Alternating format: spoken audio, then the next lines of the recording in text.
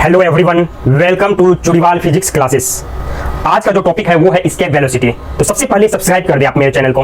Escape velocity है क्या? नाम से ही पता लग रही है आपको कि एस्केप मींस बच जाना। एस्केप वेलोसिटी एक ऐसी वेलोसिटी जो आप किसी ऑब्जेक्ट को अगर देंगे, उस वेलोसिटी से आप उसको प्रोजेक्ट करेंगे, मींस अगर आप उसको थ्रो करेंगे, देन वो अर्थ के ग्रेविटेशन फील्ड से बाहर चली जाएगी। इट मींस दैट वो कभी भी वापस नहीं आएगी।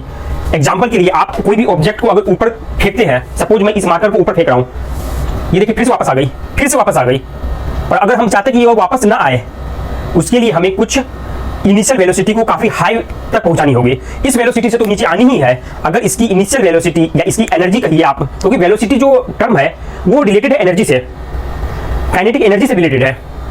अगर इसकी एनर्जी इतनी बढ़ा दी जाए कि ये जो अर्थ ग्रेविटेशनल फील्ड है, उसके फील्ड में जो एनर्जी है उस एनर्जी से भी स्किप कर जाए वो, then that velocity is called escape velocity. Clear? Escape velocity जो जनरली होती है, एक्चुअली ये जो है होनी तो चाहिए एस्केप स्पीड होनी चाहिए। वेलोसिटी की मतलब वेलोसिटी नाम से ही पता कि वेक्टर क्वांटिटी है, इसकी कुछ डायरेक्शन होगी, लेकिन यहां पर आपको स्पीड देखनी है। एस्केप स्पीड, लेकिन जनरली इसको बोल देते हैं एस्केप वेलोसिटी। तो आप ये ना समझे कि यहां पर स्पीड लिखी है या वेलोसिटी लिखी है। हमें एक ऐसी स्पीड निकालनी है जो आप किसी ऑब्जेक्ट पर अप्लाई कर देंगे, उस वेलोसिटी के साथ अगर थ्रो करेंगे, चाहे हाथ से तो थ्रो हो नहीं सकती है उतनी स्पीड में, अगर हाई स्पीड पर आप मशीन से उसे बाहर थ्रो करेंगे तो वो अर्थ के सरफेस पर वापस नहीं आएगी, क्योंकि इसकी जो वैल्यू आती है वो 11.2 किलोमीटर पर सेकेंड आती है। इस स्पीड से आपको किसी ऑब्जेक्ट को थ्रो करनी है। वो बाई हैंड तो हो नहीं सकती है, हाथ से आप कितनी दूर फेंक पाएंगे, कितनी स्पीड हो पाएगी? बहुत कम। एक सेकंड में इतनी किलोमीटर चल जाए, आप एक सेकंड में तो 1000 मीटर 100 मीटर भी नहीं फेंक सकते हैं एक सेकंड में, विदिन 1 सेकंड। यहां तो 11.2 किलोमीटर की बात हो रही है। तो अगर आप मशीन की हेल्प लेंगे तो ये पॉसिबल हो सकती है। तो एस्केप वेलोसिटी निकालने के लिए आपको सबसे पहले कुछ कैलकुलेशन करनी है। क्या कैलकुलेशन है? आपको एनर्जी से रिलेटेड कैलकुलेशन करनी है। आपको पता है कि एनर्जी कंजर्व होती है कोई भी आइसोलेटेड सिस्टम में। Total energy is conserved. Total energy is conserved. ये पूरे यूनिवर्स को भी अगर आइसोलेटेड सिस्टम माने तो पूरे यूनिवर्स की भी एनर्जी कंजर्व्ड है। एनर्जी वन फॉर्म से अनदर फॉर्म में चेंज जरूर हो सकती है, but total energy is conserved for isolated system. Clear? तो यहां पर एनर्जी कंजर्वेशन का हम फंडा लगाएंगे। सपोज कोई भी ऑब्जेक्ट जिसे हमने थ्रो किया वो इनफाइनाइट पर चली गई, मींस बहुत दूर, वहां पर उसकी स्पीड सपोज vf है, वहां पर उसकी स्पीड क्या है? vf means final velocity. Final velocity नहीं बोले, इसको स्पीड बोले। मैं आपको बार बार बोल रहा हूं, लिखा हुआ जरूर वेलोसिटी है, लेकिन ये टर्म स्पीड के लिए है। आपको डायरेक्शन, इसमें कोई डायरेक्शन की बात नहीं है। क्लियर? तो इस स्पीड, अगर सपोज ये फाइनल स्पीड है इनफाइनाइट पर, अर्थ के फील्ड से जब बाहर जाएगी तो उस समय की ये स्पीड है। अगर अर्थ के फील्ड से बाहर चली गई तो वापस नहीं आएगी। तो हमें इनफाइनाइट पे देखनी है क्या उसकी एनर्जी है। तो इनफाइनाइट पर हमने जो कैलकुलेट किया था उसके अकॉर्डिंग हम ये माने थे कि इनफाइनाइट पर जो एनर्जी है वो W1 के इक्वल है। क्लियर? जो फोर्स से मैंने निकाला था। इट मींस दैट आप जो एनर्जी की कैलकुलेशन करेंगे तो total energy at infinite location will be, total energy कितनी हो जाएगी? Total energy at infinite location will be कितनी हो जाएगी? Half mvf whole square. ये तो हो गई kinetic energy, plus total energy में दो ही एनर्जी होगी यहाँ पर, kinetic energy plus potential energy. Potential energy, आपको ये पता है कि पोटेंशियल एनर्जी जो पिछली क्लास में बताई गई थी वो W1 के इक्वल है।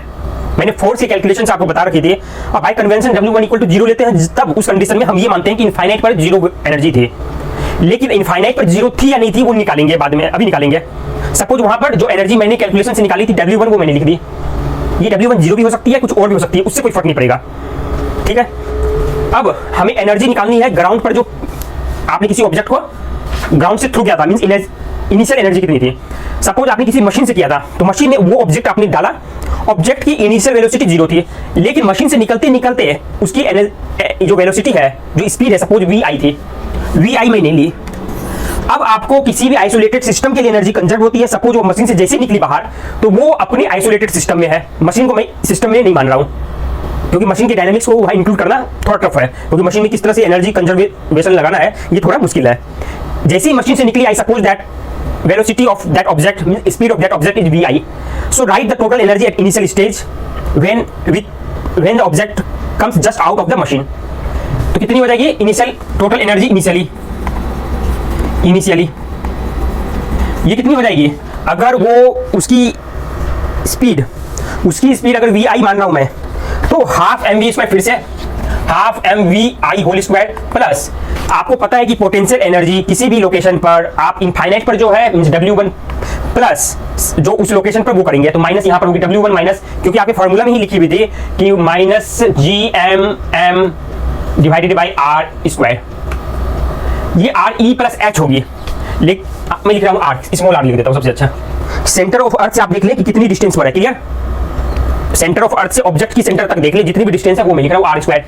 अब दोनों को आप इक्वेट कर दें, दोनों को जब इक्वेट करेंगे तो क्या आ जाएगी, half M V I whole square minus GMM R square divide equal to half M V F whole square. W1 दोनों जगह कैंसिल हो गई। अब आपको पता है इनफाइनाइट पर जो वेलोसिटी है, सपोज वो जीरो भी हो सकती है लेकिन जीरो से ज्यादा होगी, जीरो से कम तो होगी नहीं, जीरो से कम क्या होगी, वेलोसिटी जीरो होगी, रुकी हुई होगी या चल रही होगी। अगर मूवमेंट मींस वेलोसिटी है उसकी, क्लियर, तो उसकी स्पीड आइदर रुकी हुई होगी तो जीरो कर देंगे, और कुछ स्पीड होगी तो वो ग्रेटर देन जीरो होगी।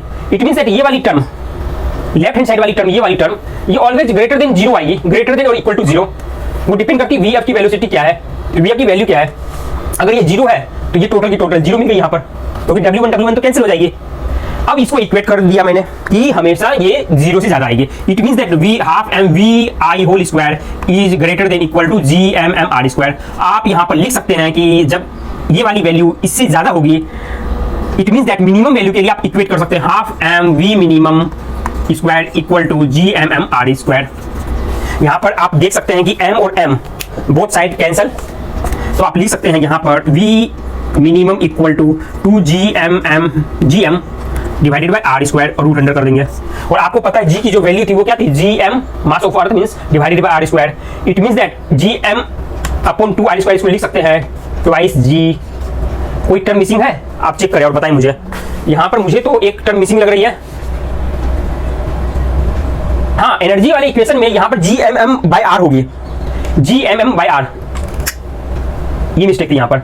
दैट्स वाई यहाँ पर आप क्या करेंगे, और दूसरी बात क्या है, यहाँ पर RE होल स्क्वायर होती है जो फॉर्मूला में है, और यहाँ पर ये जो R है सरफेस पर अगर चेक करेंगे ऑन द अर्थ सरफेस, तो R की वैल्यू RE के इक्वल हो जाएगी on the surface of earth. तो यहाँ पर लिख सकते हैं 2GRE, और आपको पता है G की वैल्यू आपको 9.8 मीटर पर सेकेंड स्क्वायर लेनी है, RE की वैल्यू आपको पता है 6400 किलोमीटर, और 2 कांस्टेंट, तो ये कैलकुलेटर भी आपके पास है, तो इसकी वैल्यू जब निकालेंगे नियरली इक्वल टू 11.2 किलोमीटर पर सेकेंड। इट मींस दैट इस स्पीड से आप अगर किसी ऑब्जेक्ट में मिनिमम इतनी स्पीड देंगे, अगर इससे ज्यादा देंगे तो सेफ 100% वो बाहर जाएगी, कम से कम इतनी स्पीड अगर देंगे तो वो ऑब्जेक्ट बाहर चली जाएगी। That speed is called escape velocity, clear.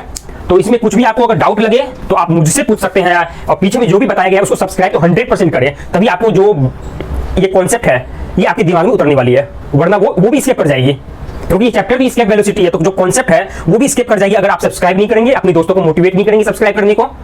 क्योंकि कोई भी चीज अगर आपके पास नॉलेज है तो उसकी स्प्रेड करें, तभी वो फैलेगी। अगर वो रखेंगे कंजर्व करके है तो आप ही के पास रह जाएगी। कहते हैं ज्ञान बांटने से बढ़ती है, और बढ़ती भी है, इट इंक्रीजेज ऑल्सो। तो आप अपने ज्ञान को बांटें और सब्सक्राइब करें। Thank you everyone.